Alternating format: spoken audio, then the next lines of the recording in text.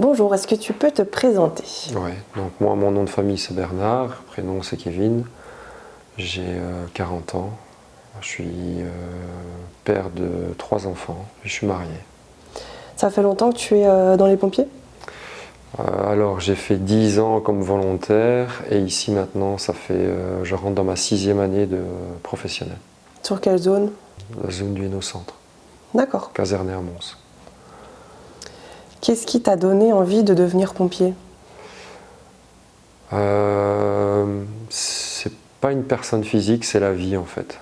C'est différents événements que j'ai vécus et différents choix que j'ai dû faire dans ma vie qui m'ont rapproché de ce métier.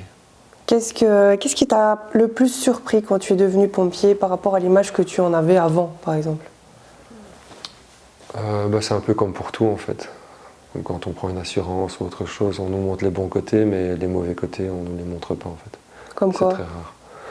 Les interventions, il y a plus d'interventions. Allez, quand on voit, faut pas se mentir, on voit le métier de pompier, on se dit ouais super, ça sauve des vies, etc. Mais c'est très rare quand on en sauve, on en perd vachement plus qu'on en sauve, quoi. Donc voilà, ça c'est une des parties obscures, on va dire, du métier. Justement, voilà, donc on dit souvent que le feu laisse des traces visibles ou invisibles. Quelle a été ton expérience la plus marquante? On va commencer par une positive. Une positive, c'est de mettre au monde des jumeaux. Donc en fait, on arrive sur place et l'accouchement il est imminent. On a un score qu'on doit déterminer et on a pété le score avec madame. Et donc voilà, le premier arrive, tête à la vulve, le premier bébé sort. Et en fait, on ne pose pas la question de savoir s'il y en a un deuxième. Donc nous, quand le premier est sorti, on se dit ah ben voilà, elle dit ah mais non, il y en a un deuxième, c'est des jumeaux. Un peu compliqué. Donc voilà, il a fallu se débrouiller parce que on a du matos pour un enfant, pour 2 non, mais voilà, c'était assez cocasse. Se retrouver avec 2 enfants comme ça en l'espace de 10 minutes, ouais, c'est une belle expérience. Ouais. Mais tout s'est bien passé. Nickel, franchement génial. Et en expérience plus négative? Pas des expériences négatives, je pense qu'on en a plusieurs. Il y en a certaines, comme tu l'expliques, il y en a qui laissent des traces, il y en a qui n'en laissent pas. Je pense que pour moi, il y en a quand même plusieurs. Si je devrais en choisir une, ça serait vraiment difficile. Déjà par respect pour les gens sur qui on est intervenu. Ils avaient tous leur place dans cette situation-là. C'est plus vis-à-vis de ma personne. Je suis resté une fois coincé dans un incendie. Je suis tombé dans une fosse de garage. Et du coup, je ne savais pas qu'il y avait une fosse dans ce garage, donc voilà, je suis tombé dedans et je ne savais pas où j'étais, donc il a fallu me réorienter, me calmer et essayer de garder contrôle sur soi-même par rapport à la situation. Donc ouais, c'est quelque chose qui n'a pas été simple, mais voilà, je me suis à un moment donné conditionné parce que dire que le stress ne prend pas le dessus, ça serait mentir. Donc je pense qu'à un moment donné, c'est humain. Et j'ai été pris par mes émotions et tout ce qui gravitait autour. Et là, on n'a pas trop de choix en fait. On doit réfléchir, on doit se poser, on doit se raisonner. Et je pense que le mental fait quand même pas mal de choses parce que je me répétais sans cesse hors de question que je crève ici dans cette fosse, quoi. Il fallait que je ressorte de là, donc voilà. Et puis on a des collègues, quoi. Donc les collègues sont venus, etc. Ça a crié. Et, voilà, dans les 10 minutes, c'est bon, j'étais en dehors de tout ça, quoi. Est-ce que tu as gardé des traces de ces interventions plutôt négatives du coup? Je pense qu'à chaque fois, c'est un peu comme ça que je le vois, qu'on a des interventions qui sont très difficiles, qui nous marquent. En fait, je pense qu'on perd des bouts de nous-mêmes. Et après, on en construit d'autres. C'est comme ça que je le perçois. Donc oui, on garde des choses. Et on en construit d'autres. Et je pense que c'est l'accumulation de ces constructions de petites choses qui font que on arrive à surmonter ces situations, quoi, et les années. Je vois que tu as des tatouages. Est-ce qu'il y en a qui sont en rapport avec ton métier? En fait, tout mon bras, oui. Donc il y a plein de significations qui sont à l'intérieur. C'est comme une genre de thérapie, entre guillemets, pour pouvoir, au lieu de payer 50 balles chez un psy, je paye un petit peu plus chez un psy qui me fait mal, quoi. Pour mieux sentir passer. Voilà, en fait, c'est un exutoire, je pense. Après ces interventions plus compliquées, est-ce que vous avez un suivi psychologique au sein de la caserne? Alors au début, quand j'ai commencé, c'était très peu répandu, on n'en parlait quasiment pas. C'était un peu homme-feu, homme primitif, voilà, ça pleure pas, ça brûle pas. Ça montre rien, etc. Donc voilà, maintenant on a évolué un petit peu dans les mentalités, on se rend bien compte de l'impact psychologique, donc on est quand même touché, il faut quand même avouer qu'on est quand même souvent, la plupart du temps, confronté à des choses qui sont compliquées, difficiles, que tout le monde ne peut pas voir non plus, et que même nous, en fait, on n'est pas préparé à voir réellement. Donc voilà, il y a quand même une amélioration qui a été faite. Au début, on entendait un petit peu parler.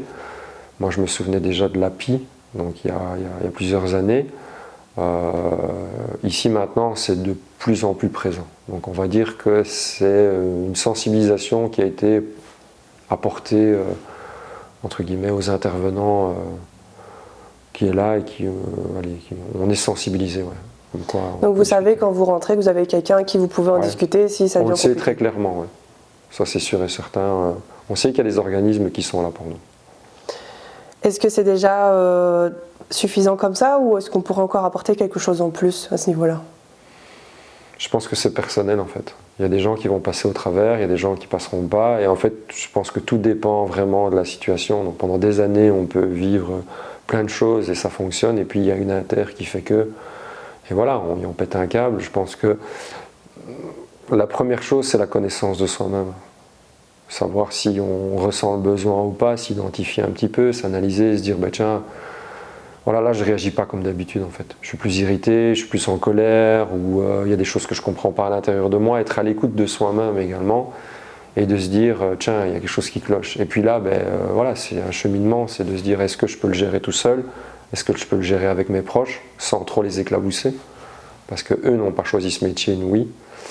Et après, voir si effectivement, si on ne s'en sort pas tout seul, est-ce qu'on ne peut pas demander de l'aide? Et encore, là, pour moi, il y a encore un step à faire, c'est que c'est un peu contradictoire, quoi. Le pompier qui demande de l'aide, mais encore une fois, c'est archaïque, quoi. C'est des croyances qu'on a, et en fait, on est des hommes et des femmes comme tout le monde. Oui, il y a ce stéréotype de pompier solide et fort. Mais il faut quand même, on porte le poids des autres en même temps. Il faut savoir se libérer aussi de toutes ces interventions. Le mot qui me vient, c'est la résilience, en fait. On parle toujours, on associe la résilience à quelqu'un de faible ou qui ne supporte pas les choses, mais au contraire, accepter la situation comme elle est, c'est avoir un pouvoir sur ce qui est en train de se passer. Donc je ne peux pas contrôler mon environnement, c'est sûr et certain, le feu encore moins, les interventions et les coups de la vie, c'est sûr. Mais le reste, moi, je peux me contrôler, un minimum, quoi. Et encore une fois, il faut accepter toutes les émotions qu'on a. Si on les bride, je pense que c'est pas sain, en fait. Et qu'à un moment donné, tout ça, ça va nous éclater à la gueule. Et du coup, on peut tomber dans des addictions, dans plein de choses, quoi. Donc, il faut être vigilant, il faut se connaître. Est-ce qu'il y a encore des choses que le grand public ignore par rapport au quotidien des pompiers ? Quelque chose que voilà, les gens s'imaginent, mais qui est totalement faux.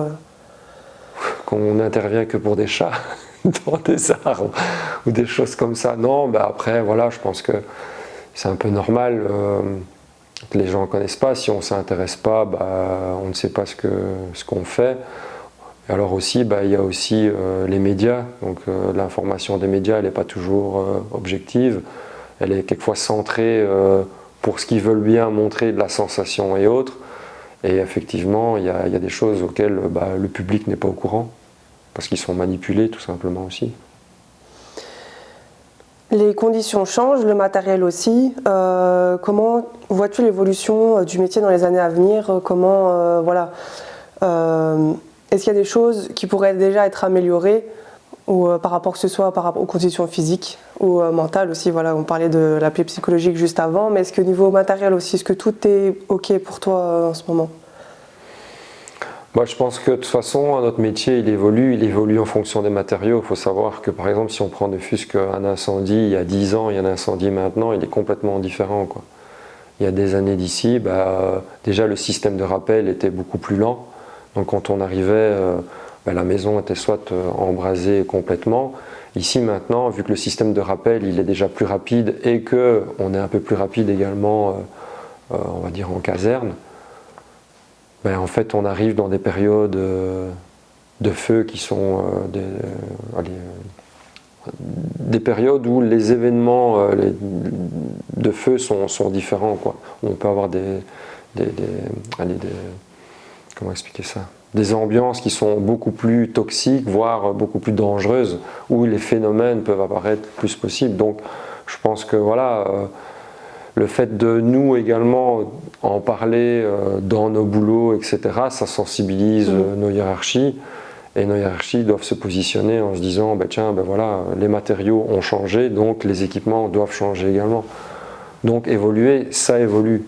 Alors après, je pense que évoluer de manière parfaite, c'est un peu compliqué. Il y a toujours un moment donné où il y a des réhabilitations à faire. Donc, nous, on est dans un climat particulier, on vit en Belgique, voilà, c'est plutôt... là, c'est plutôt l'âge, entre guillemets, jusque notre fin de carrière, quoi. C'est un peu compliqué. Pour tout ce qui est conditions physiques, c'est plus... Oui, parce que ici, allez, si on regarde, on doit aller travailler jusqu'à 67 ans. Quoi. Moi, personnellement, je ne me vois pas encore à 60 ans rentrer dans une maison en feu ou monter une triglée d'escalier. Et puis même, à un moment donné, notre corps, il a ses limites aussi. Et même si on a conscience de ça et qu'on sait avoir un impact sur... d'avoir d'une vie saine, le reste, la vie, elle s'en fout, quoi. Quand on sera dans les interventions, en fait, il va falloir serrer les dents. C'est déjà ce qu'on fait, en fait. On serre les dents, on n'a pas le temps de s'apitoyer sur notre sort, quoi. On doit agir, on doit faire notre job. Et quelquefois, dans des situations compliquées, on est seul face à nous-mêmes. Face à la mort, et on n'a pas le choix. On doit avancer, quoi. Donc c'est un mauvais jeu de mots, mais la seule situation qu'on peut faire, c'est enflammer son âme, quoi. Et faire ce qu'on a à faire. Mais à un moment donné, notre corps, il a ses limites. Ouais, là, vous êtes encore jeune, donc ça va encore porter aussi tout ce matériel. C'est ça, et puis à un moment donné, ça ne va plus être possible. Et donc on va risquer plus de vie, on va risquer déjà la nôtre. Et si on doit aller chercher des gens dans des milieux très compliqués où la condition physique doit être au top, je crois que c'est dangereux en fait. Derrière l'uniforme, il y a des valeurs, des leçons et parfois des héritages à transmettre. Quelle est la plus grande leçon que tu as appris de ce métier ? C'est de rester humble, parce que si on ne reste pas humble, la vie elle va nous mettre une claque et elle va nous faire comprendre qu'il faut rester humble. Et qu'en fait on est des hommes comme tout le monde, des hommes et des femmes comme tout le monde qui ont décidé de... c'est comme ça que je le vois, qui ont décidé d'accepter une genre de mission comme ça, un rôle dans la société. Et je pense que voilà, c'est un métier qu'il faut faire avec passion, parce que si on ne le fait pas avec passion, ça va nous bouffer en fait. Complètement, ça va nous consumer, vu que, encore une fois, comme je le disais tout à l'heure, on côtoie quand même pas mal la sombreté. Et à force de s'y enfoncer, à un moment donné, il faut faire gaffe de ne pas y rester, quoi. Qu'aimerais-tu justement transmettre aux jeunes qui souhaiteraient se lancer dans le monde de pompier ? C'est une bonne question, parce qu'avec tout ce qu'on sait, on sait qu'au final c'est dangereux et on veut préserver les gens. Mais que c'est une école de vie et qu'en fait il faut l'aimer, ce métier. Parce que si on ne l'aime pas, ça va nous détruire. Et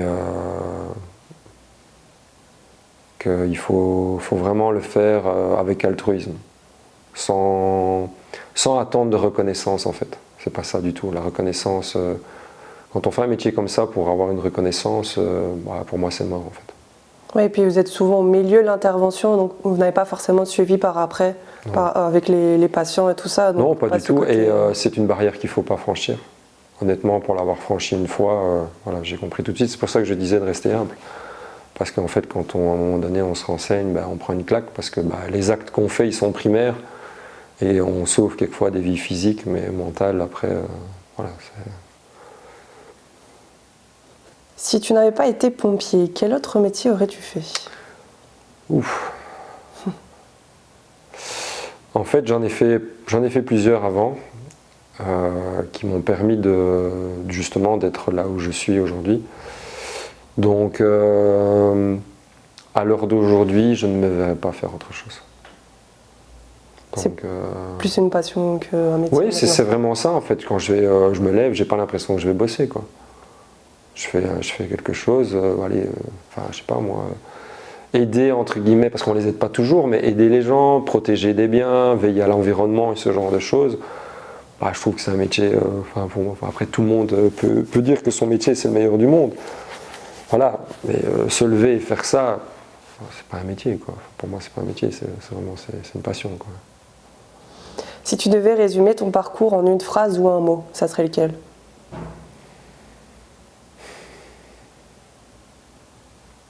La résilience. As-tu envie de partager un message, une pensée ou un souvenir symbolique pour conclure? Je pense qu'on est beaucoup, il y a beaucoup de personnes qui portent le même uniforme que moi en fait, que ce soit des hommes ou des femmes.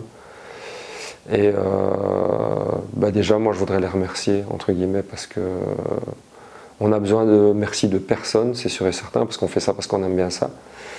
Mais moi de savoir que quelque part dans le monde, si un jour il m'arrive quelque chose à moi ou à ma famille ou à d'autres personnes, qu'il y a des gens comme nous, entre guillemets, qui avons décidé de prendre cette voie, bah, franchement, je dis chapeau, parce que voilà, quoi, c'est pas donné à tout le monde, et qu'il ne faut pas, entre guillemets, à un moment donné, se sentir mal parce que c'est trop difficile pour nous. Je pense qu'à un moment donné, il faut rester, comme je l'avais dit, il faut rester humble, et quand c'est trop compliqué, il faut passer le flambeau. Sinon, ça va nous consumer. Très bien, merci beaucoup d'avoir partagé ton histoire. Avec plaisir.